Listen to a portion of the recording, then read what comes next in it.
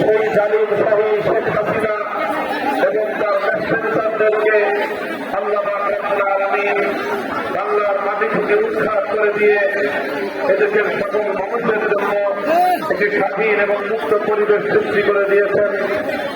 সেই রব্বুল আলামিনের দরবারে শুকরের হাদিয়া পেশ করি। আল্লাহুম্মা লাকাল হামদু ওয়া লাকাল শুকর। আমি শ্রদ্ধা ভরে স্মরণ করি ওই সকল বীর শহীদদেরকে যাদের ত্যাগ, কোরবানি আর শাহাদাতের নজরানার মধ্যে দিয়ে আজকে বাংলাদেশ তার দ্বিতীয় স্বাধীনতা লাভ করেছে। দীর্ঘ সংগ্রামের মধ্যে দিয়ে ফ্যাসিস্ট যুগের ফেরাউনি শক্তি শেখ হাসিনাকে উৎখাত করে বাংলাদেশের মানুষের জন্য একটি নতুন বাংলাদেশ গড়ার পথ রচনা করে দিয়েছে। 2009 সালের বিডিআর বিদ্রোহের নামে পিলখানায় হত্যাযজ্ঞের শিকার দেশপ্রেমিক 57 জন সেনা কর্মকর্তাকে স্মরণ করছি।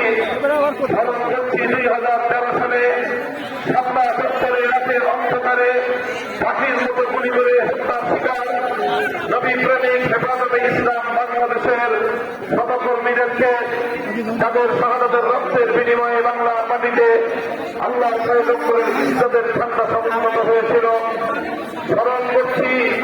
সেই সকল কোরআন প্রেমিক জনতাকে আল্লামা সাঈদীর বিরুদ্ধে যখন মিথ্যা মামলার নাটক সাজিয়ে মৃত্যুদণ্ডের রায় ঘোষণা করার পর কোরআনের প্রেমে উত্তেজিত হয়ে বাংলার প্রত্যন্ত অঞ্চল থেকে যারা কোরআনের পাখির মুক্তির দাবি নিয়ে রাজপথে নেমে এসে শাহাদাতকে আলিঙ্গন করেছিল স্মরণ করছি।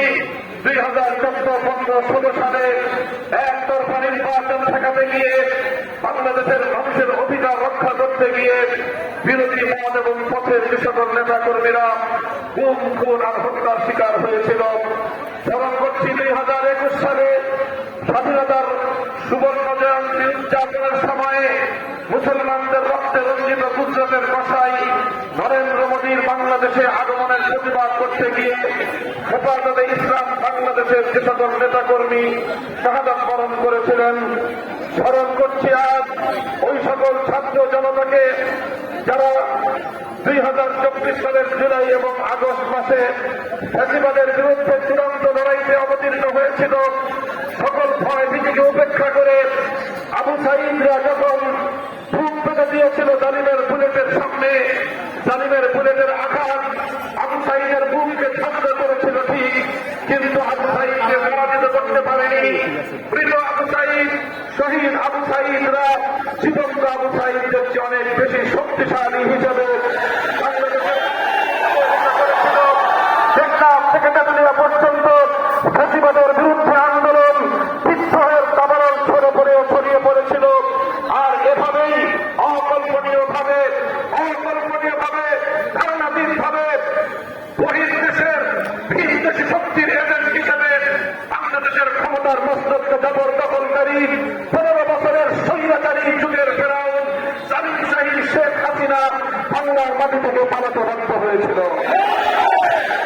সেই সকল শহীদদের রুহের মাগফিরাত কামনা করি এবং তারা যে উদ্দেশ্যে, মহৎ উদ্দেশ্যে বৈষম্য বিরোধী একটি ইনসাফপূর্ণ সমাজ গড়ার যে স্বপ্ন দেখেছিল সেই স্বপ্ন বাস্তবায়নের দৃঢ় প্রত্যয় গ্রহণ করছি। সংগ্রামী সাথী ও বন্ধুগণ, আমি আপনাদেরকে একটি কথা স্মরণ করিয়ে দিতে চাই। স্বাধীনতা অর্জন করা যতটা কঠিন, স্বাধীনতা রক্ষা করা তার চেয়েও বড় কঠিন।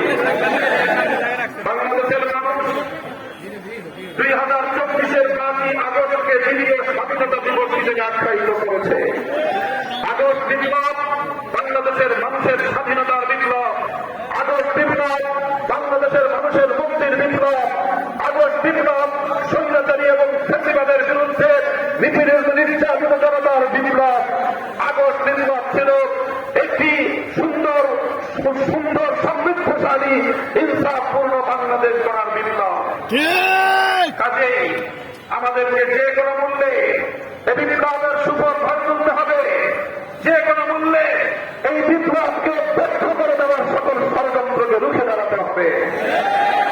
এজন্য আমি অতীতের তিক্ত অভিজ্ঞতা আপনাদের সামনে তুলে ধরতে চাই 1971 সালের রক্তক্ষয়ী এক মুক্তিযুদ্ধের মধ্য দিয়ে বাংলাদেশ স্বাধীনতা অর্জন করেছিল। বাংলাদেশের সেই স্বাধীনতা শুধুমাত্র 9 মাসের মুক্তিযুদ্ধের ফসল ছিল না, বরং এই স্বাধীন বাংলাদেশের অভ্যুদয় একটি দীর্ঘ সাম্রাজ্যবাদী শক্তির বিরুদ্ধে লড়াইয়ের একটি সফল পরিণাম ছিল বাংলাদেশের স্বাধীনতা। বাংলাদেশ ইতিহাসের এক অনন্য নজির স্থাপনকারী বাংলাদেশ, যে দেশ তিনটি আধিপত্যবাদী সাম্রাজ্যবাদী শক্তির বিরুদ্ধে লড়াই করে নিজের দেশের স্বাধীনতার সূর্য ছিনিয়ে এনেছিল। বাংলাদেশের মানুষের প্রথম লড়াই, প্রথম সংগ্রাম ছিল ব্রিটিশ বেরিয়ার সাম্রাজ্যবাদ বিরোধী শক্তির বিরুদ্ধে। বাংলাদেশের মানুষের ব্রিটিশ বিরোধী সেই সংগ্রামে হাজী শরীয়তুল্লাহ, নেসার আলী ওরফে তিতুমী রহমতুল্লাহ আলাইহি সহ ফকির নজরুল শাহরা এভাবে বাংলার মাটিতে মুসলমানেরা জিহাদের মধ্য দিয়ে ইংরেজদের বিরুদ্ধে আন্দোলন এবং সংগ্রামের মধ্য দিয়ে বহু শাহাদাতের রক্তের বিনিময়ে ইংরেজ সাম্রাজ্যবাদী শক্তিকে দেশ থেকে বিতাড়িত করেছিল। বাংলাদেশের মানুষের দ্বিতীয় লড়াই ছিল কলকাতার দাদাবাবুদের আধিপত্যবাদী মানসিকতার বিরুদ্ধে এক সংগ্রাম। যখন বাংলাদেশ এই পূর্ববঙ্গের মুসলমানরা যখন মাথা উঁচু করে দাঁড়াবার প্রয়াস চালিয়েছে, এই পূর্ববঙ্গের মুসলমানরা যখন তারা তাদের জীবনের মানের উন্নয়ন ঘটাবার জন্য তারা উদ্যোগ গ্রহণ করেছে, পশ্চিমবঙ্গের সাম্প্রদায়িক রবীন্দ্রনাথ ঠাকুরের নেতৃত্বে বাংলার মুসলমানদের বিরুদ্ধে ষড়যন্ত্র পরিচালিত হয়েছিল। বঙ্গভঙ্গের মধ্য দিয়ে নবাব স্যার শহীদুল্লাহরা যখন এদেশের মুসলমান এবং এদেশের সমাজ ব্যবস্থার উন্নয়ন ঘটাবার প্রয়াস পেয়েছিলেন, সাম্প্রদায়িক শক্তি নিয়ে তখন রবীন্দ্রনাথরা সহিংস আন্দোলনের মাধ্যমে এদেশের মানুষকে বানায় রাখবার চেষ্টা করেছিল। 1947 সালে আমরা কলকাতার আধিপত্যবাদ থেকে মুক্তি লাভ করে স্বাধীন বাংলাদেশ তৈরির প্রেক্ষাপট রচনা করেছিলাম। এরপর 1971 সালে চূড়ান্ত লড়াই করেছিলাম আমরা পশ্চিম পাকিস্তানের খান পাঠানদের বিরুদ্ধে। আমরা যেভাবে ব্রিটিশ বেরিয়াদের আধিপত্য মানি নাই, আমরা যেভাবে কলকাতার দাদাবাবুদের আধিপত্য মানি নাই, একইভাবে আমরা পশ্চিম পাকিস্তানের খান পাঠানদের আধিপত্য মানি নাই। আমরা পশ্চিম পাকিস্তানিদেরকে বলেছিলাম, আমরা তোমাদের ভাই, তোমরা আমাদের ভাই, কিন্তু পশ্চিম পাকিস্তানিরা বলতে চেয়েছিল আমরা তাদের দাস, তারা আমাদের প্রভু। আমরা বলে দিয়েছিলাম আমাদের প্রভু একজন, তিনি আরশের মালিক আল্লাহ রাব্বুল আলামিন। এই জমিনে আমাদের বন্ধু আছে, কোন প্রভু নয়। আমরা বলতে চাই, এই বাংলাদেশকে যদি কেউ দুর্বল দেবে, আমাদের উপর প্রভুত্ব করতে চায়, আমরা বন্ধ কুপড়ে ফেলার জন্য বসে।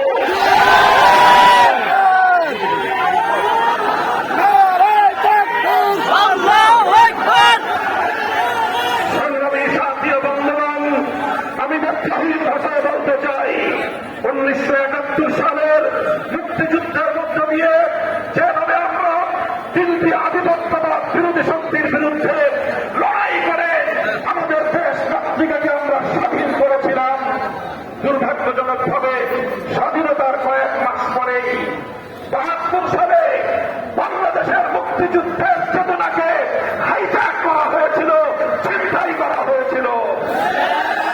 দেশের মানুষের সেন্টিমেন্ট, দেশের মানুষের অভিপ্রায়, দেশের মানুষের চাহিদার বিরুদ্ধে একটি ভিনদেশী রাষ্ট্রশক্তি